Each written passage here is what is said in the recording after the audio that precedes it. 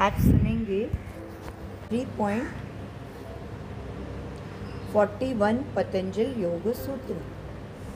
यह है श्रोत्राकाशयोः संबंध संयमात् दिव्यम श्रोत्रम।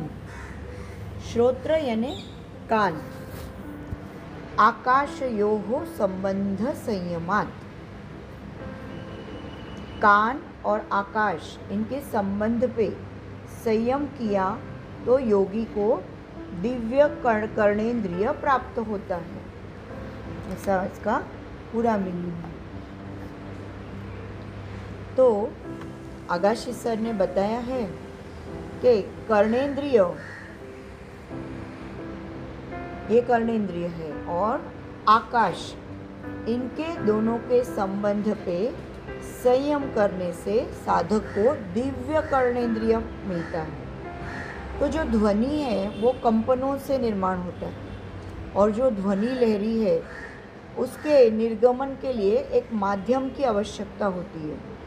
तो कर्णेंद्रिय के पास ध्वनि की लहरें अगर पहुंचती है तो अपना जो कान का पर्दा रहता है, कान का कर्टन रहता है, उसके अंदर कंपन निर्माण होते हैं। जैसे हम साउंड बोल थेरेपी करते हैं तो आपको ऐसा कुछ कान में ऐसा वो जो कंपन पैदा होते हैं, ऐसा समझ में आता है। तो ये कंपन उन्होंने बताया है अपने ब्रेन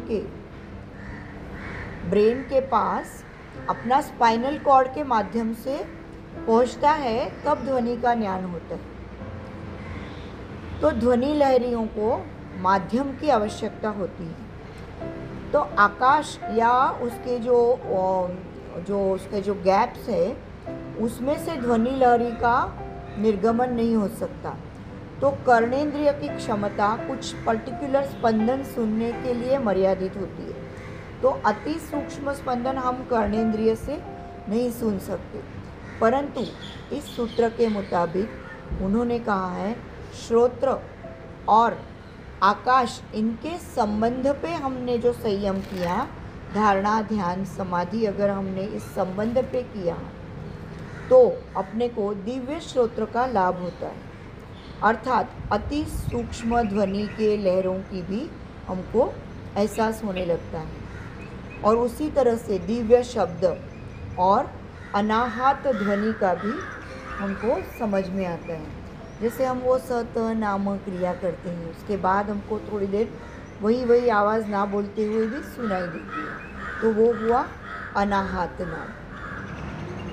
फिर पोपरडेकर जी ने बताया है कि उसको योगी को दिव्य श्रवण शक्ति प्राप्त होती है, मतलब कुछ अलग सुनाई देता है सामान्य लोगों से।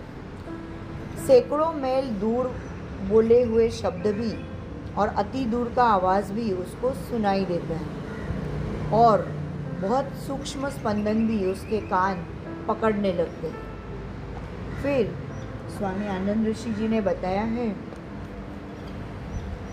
कि अपने कानों से सुनने वाले नाद की लहरें और जो नहीं सुनने देते हमको, उनकी लहरें एक ही प्रकार की होती है, उसमें अलग प्रकार नहीं है। जो हमको नहीं सुनाई देते वो लहरें के टाइप एक ही होता है, खाली उनकी कंपन संख्या में फ़र्क होता है। आकाश यानी क्या उन्होंने बताया, अपने आसपास जो भी स्पेस है वो आकाश तत्व है, जो भी खाली जगह है। तो इंसान का कान और कान का यंत्रणा, इनका आकाश का नाता है। तो आकाश में निर्माण हुआ कोई भी आवाज़ हमारे कानों को सुनाई दे सकता है और कान और ये आकाश तत्व है, जो स्पेस है, इनके अगर जो रिलेशन पे हमने संयम साधा तो योगी को अतीन्द्रिय श्रवण शक्ति प्राप्त होती है। उन्होंने बताया कि थियोसॉफी में बताया हुआ है कि विश्व में घटा हुआ हर प्रसंग और हर नाद की आकाश नोन होती है, यानी आकाशिक रिकॉर्ड होता है। तो और योगी वह सर्व रिकॉर्ड सुन सकता है और देख सकता है। तो इस सूत्र में दिखाया हुआ है कि जो सिद्धि की वजह से योगी को दिव्य श्रोतेंद्रिय का लाभ होता है, तो उसकी वजह से आकाश नोन में कोई भी नाद सुनाई देता है, ऐसे ओशो जी ने भी कहा है अपने सूत्र के इस विवेचन में। और समाधि अवस्था में भी दिव्य नाद सुनाई देते हैं, स्वर्गीय संगीत सुनाई देते हैं। और ऐसे संत चरित्र में बहुत वो जो एग्जाम्पल्स भी दिए हुए हैं। ज्ञानेश्वरी में भी उन्होंने बताया है, 6ठे अध्याय में योग सिद्धि का वर्णन ज्ञानेश्वर जी बताते हैं, ऐसे उन्होंने बताया है।